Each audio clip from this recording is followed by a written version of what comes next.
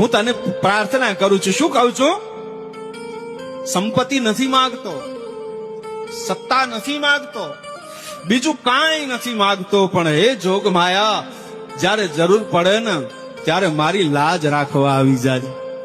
હે માં, મારી લાજ રાખજે. અને આપણે સૌરાષ્ટ્ર, કચ્છ, કાઠિયાવાડ ભૂમિના સંતાન, આપણે શું જોઈએ છીએ? તો જોઈએ છીએ એટલું કે લાજ રખતો જ જીવ રખે. હું તને પ્રાર્થના કરું છું. શું કહું છું?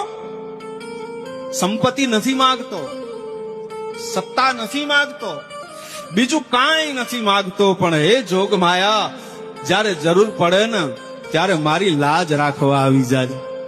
હે માં, મારી લાજ રાખજે.